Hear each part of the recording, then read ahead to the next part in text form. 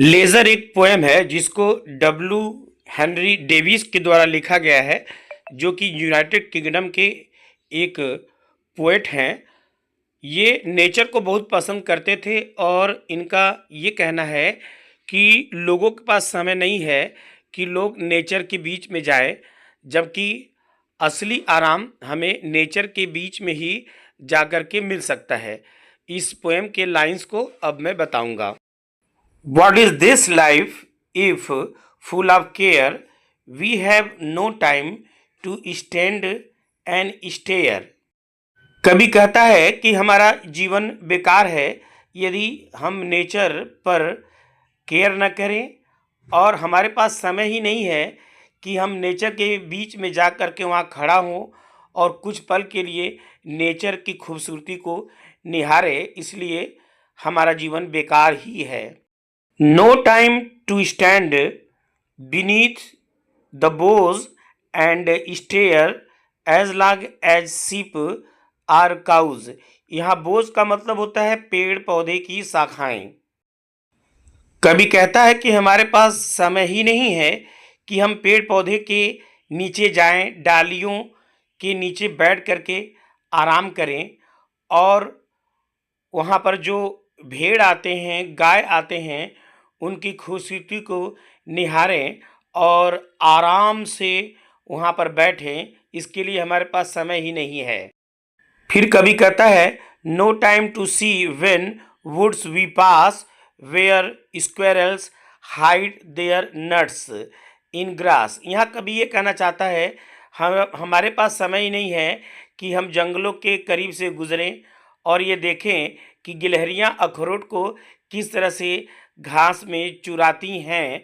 वास्तव में अगर इन दृश्यों को देखेंगे तो हमें बहुत आनंद आएगा, लेकिन हम लोगों में से बहुत कम ही लोग हैं जो इन चीज़ों को देखने जाते हैं। फिर कभी कहता है, no time to see in broad daylight streams full of stars like skies at night. कभी कहता है कि हमारे पास समय ही नहीं है कि उजाले को देखने के लिए हम बाहर निकलें, घंटों बैठें, नदियों की धारा को देखें और रात में सितारों को टिमटिमाते हुए देखें।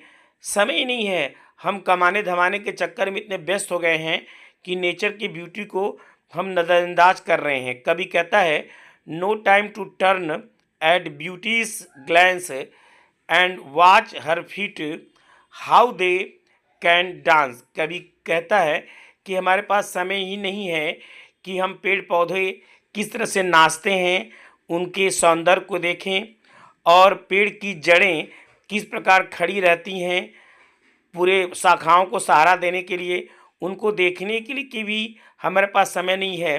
वास्तव में हमारा जीवन बेकार है क्योंकि हम इन चीज़ों को देख नहीं पाते हैं।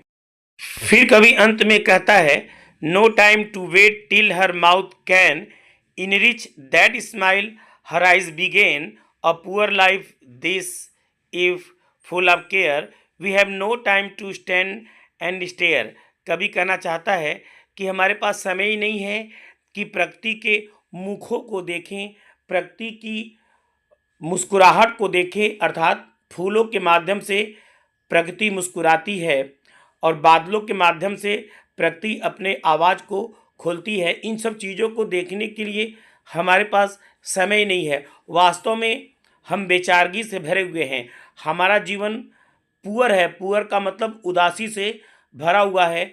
हम अपने जीवन को अच्छा बनाने के चक्कर में पड़े हुए हैं, धन कमाने के चक्कर में लगे हुए हैं, लेकिन हकीकत में जीवन वहाँ है जहाँ प्रकृति खड़ी है। हमारे पास समय ही नहीं है कि प्रकृति में हम खड़े हों, दो पल के लिए उसे देखें और अपने मन को शांति प्रदान करें।